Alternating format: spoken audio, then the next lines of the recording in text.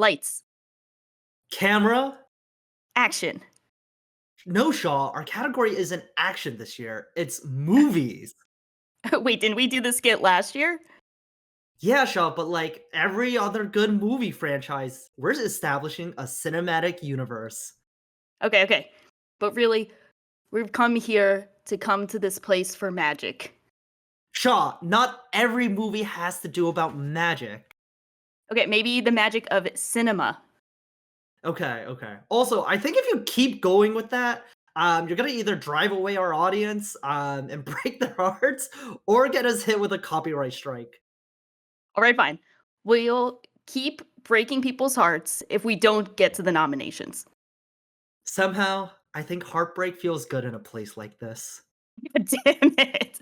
Anyway, here are the nominees for Anime Movie of the Year.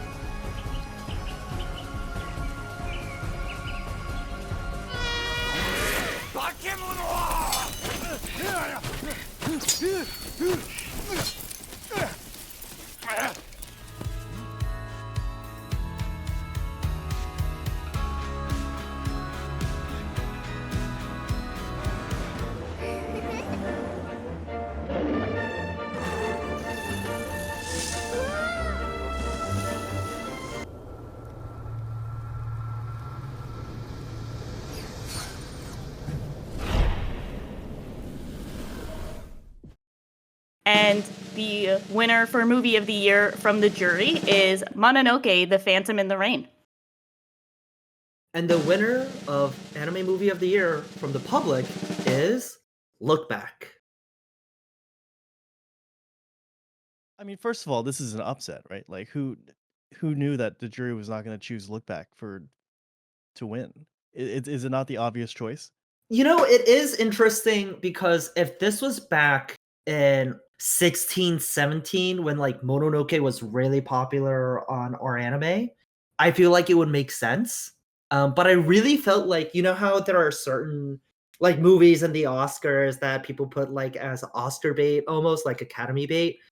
Look Back almost felt like it was served up as Oscar bait, jury bait, that kind of thing, where just because of its themes and its messaging about being about the creative process, collaboration, and the value in storytelling, it almost seemed like it was served on a platter to win here. But it's honestly really cool to see Mononoke win here as well. Yeah, I was telling everyone when I found out that I was very pleasantly surprised. I recently saw Mononoke, The Phantom in the Rain, like the other week, and it's just like such an absolutely stunning film. And I think in the context of the whole franchise, like in the TV series, they do kind of like arcs for like 3 episodes for each story. I think the movie format is actually so perfect for the type of stories that Mononoke tells.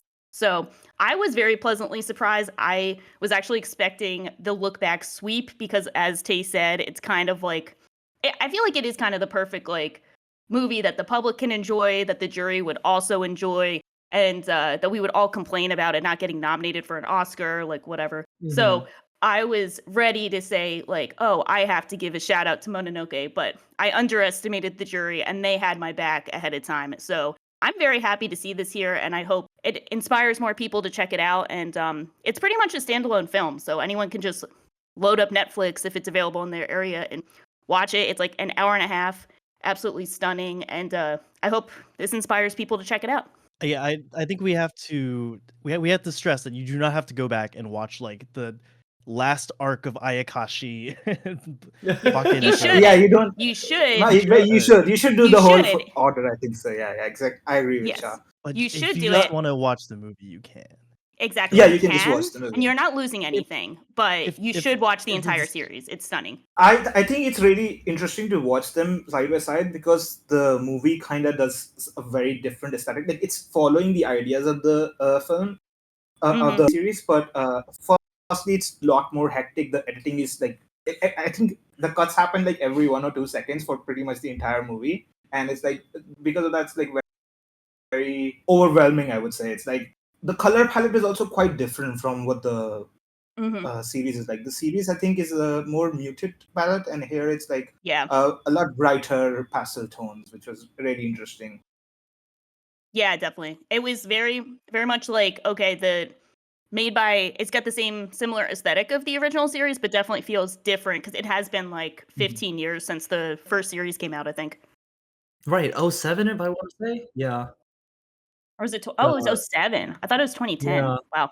Right? No, it's Okay, I old. lost track of time. Okay, that's The awful. one thing I do want to point out though is one of the movies that I think is really interesting to see be way higher on the jury than the public is, of course, a franchise near and dear to my heart, Uma Musume: Beginning of a New Era.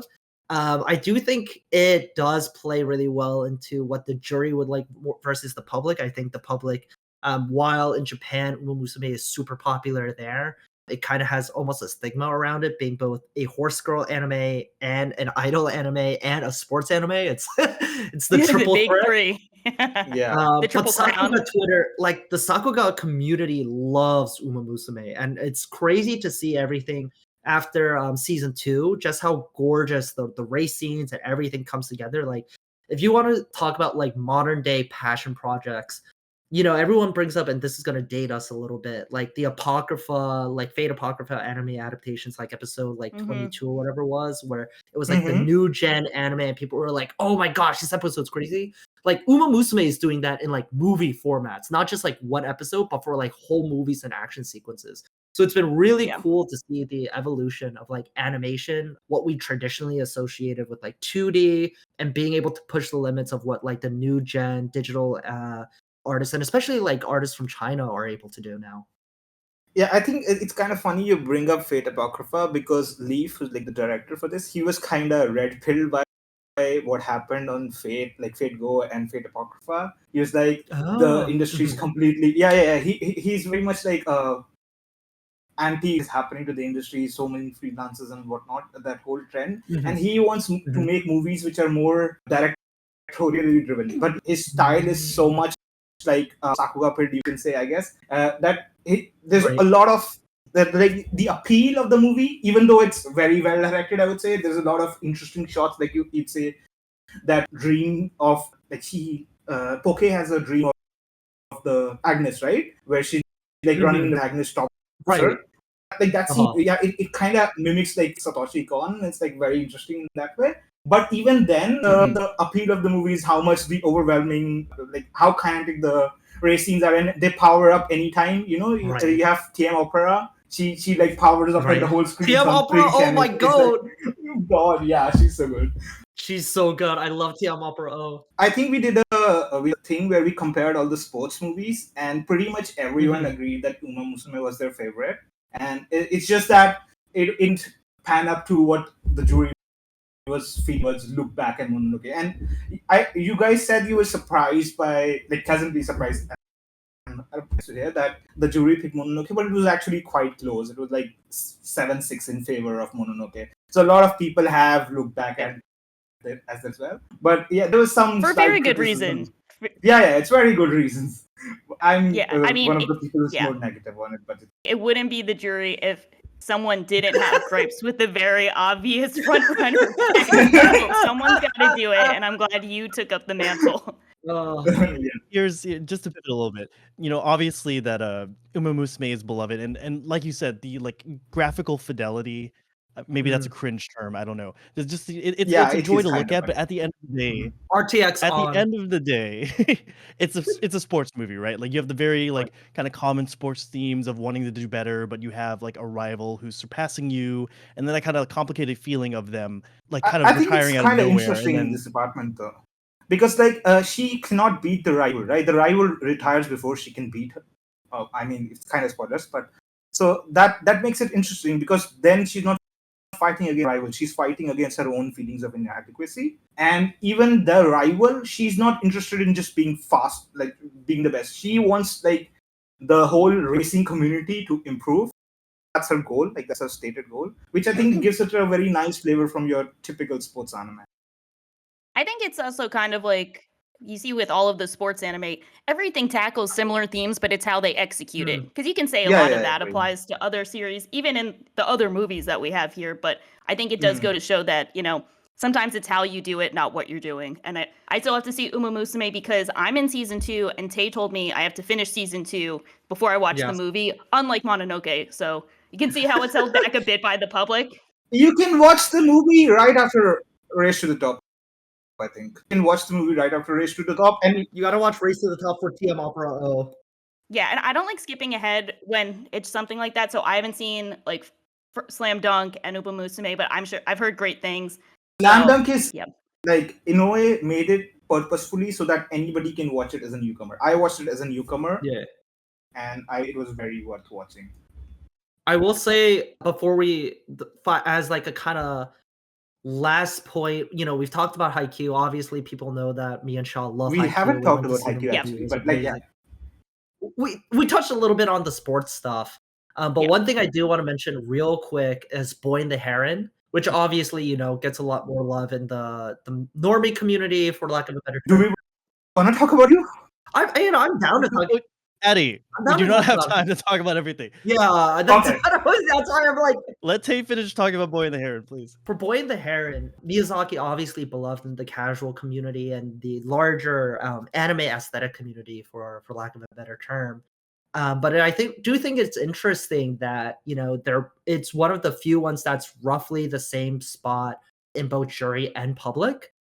Shaw and Adi, if you guys wanted to give it a little bit more perspective on you guys, I thought personally it was one of Miyazaki's weaker films. Like, I understood what he was going for, but I wasn't the biggest fan of it. But I just wanted to hear like maybe what the jury thought of Boy and the Heron. I would say the jury was also quite divisive on it, but there were some people like me who were super fans of it, which pushed it up in the rankings. And I go again. Yeah, I go again. But like. So for me, this movie works like it's not Miyazaki making like a clean narrative film like he's known for. It's not his typical adventures. It's a very much like an auteur film. Like, he's trying to do very surreal, like there's a dreamlike progression of things, and like things happen more for the symbolic than like direct plot progression. And in that way, it's a movie that's very interesting to dig into. And I saw this movie in theaters like 6 months ago, and I still think about some scenes, like how the Warawas are being eaten by the Stokes. I'm not remembering the exact word, but yeah, like the birds, they all go and attack the Warawas, who are like a symbol of purity. It's kind of like what Ghibli is known for, like cutesy characters who are nice and like children play with them, and the Warawas are like brutally eating them up, and it's like he's kind of rejecting what he's built, like his whole empire that he's created, and in the sense that he's so much more critical of himself in this movie. Like, every aspect of this film is like Miyazaki being like, I did this thing, this was bad, I did this thing, this was bad, I did this thing, this was bad. And it's like somebody like pulling out all their feelings and all their neurosis for the world to see. But at the same time, he's saying like, okay, I know all this is bad, but you still have to live, right? And to live, you have to find your own meanings to things. You have to create your own narrative in a way that you can live with whatever you have done in the past, whatever malice you have, you can accept it and you can keep going forward, which I feel is like quite interesting take on how to live life, that way I found the movie very powerful. It's not, I would say, as enjoyable as like, Totoro or like Spirited Away, but it is, I would say it's his most interesting movie to me since Spirited Away. That's a good perspective to have, so I appreciate it, because I think I like it, but it's definitely not the most compelling Miyazaki film for me, but I'm very happy it exists, if that makes sense. Yeah. I think it's interesting to see it from, Miyazaki being critical of his past and Yes. his career that he's had thus far, Oh, right? there's a documentary about this movie, by the way, in which he's like completely obsessed with the death of Takahata, and he's like, "I failed Pakusan." The whole entire movie is like, "I'm making this movie, and Pakusan is haunting me," and I feel that gives a very interesting perspective.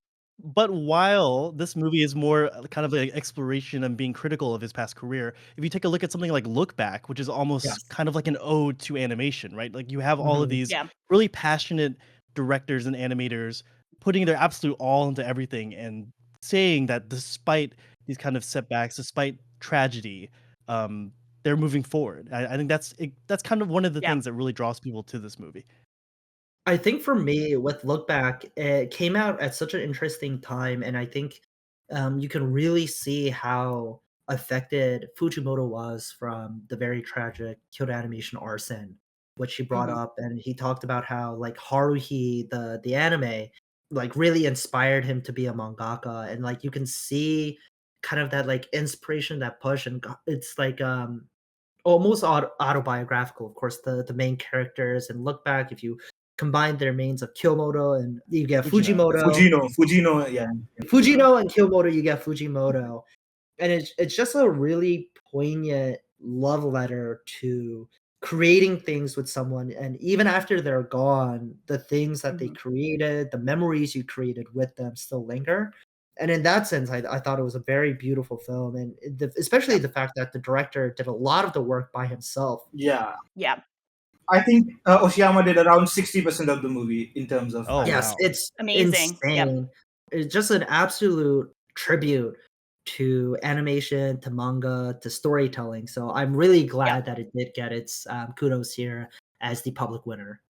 Yeah, 100%. I think it's just honestly such a perfect film experience. It's Mhm. also just such a great message that exists both in the context of being a creative and an artist, but also just putting yourself out there, being willing to get hurt and living life moving forward, which I think is a message that really resonated with people across the Mhm. board because you saw it get a lot of, I don't want to say normie appeal, but it really did cross over just beyond the anime community. And a lot of people are watching Look Back and really connecting with it. So I'm very happy it exists. I'm so glad it's getting its flowers. Mhm. I'm very happy Mononoke got a shout, but I do think if I had to pick a film out of these top two that I prefer, it is Look Back. I think Look Back is just such a wonderful film. So I feel, very happy that we all get to talk about it. So very Right. appreciative of you all and appreciative of Look Back. Yay.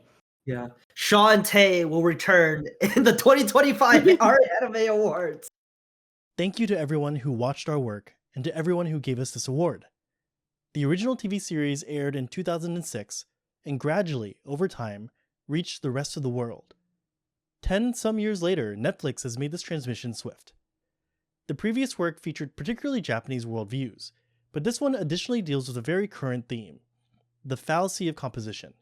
I hope that themes from today's Japan will reach the wider world, which has grown closer through globalization. Chief Animation Producer Koji Yamamoto. We have been so very blessed to receive recognition from the director of Look Back, Kiyotaka Oshiyama. Thank you for choosing us to win the R Anime Award. This is a film that uses the powerful story from the manga at its center to depict from many angles the act of people working hard and creating art. I came at this project both as a director and as an artist, and tried to embody that position together with the film.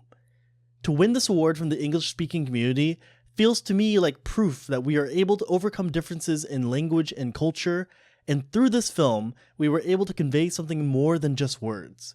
It makes me extremely happy. This film was supported by the many staff who worked on the production, and was completed by the convergence of various kinds of good fortune. From the bottom of my heart, I am thankful that this hand-drawn animation was accepted so widely from all of you overseas. I'm going to continue to create works that can show off the appeal of hand-drawn art and how enjoyable animation is as a means of expression. Once again, thank you so much, Kiyotaka Oshiyama. I think I can speak for all of us when we say thank you so much, and we look forward to seeing what's to come.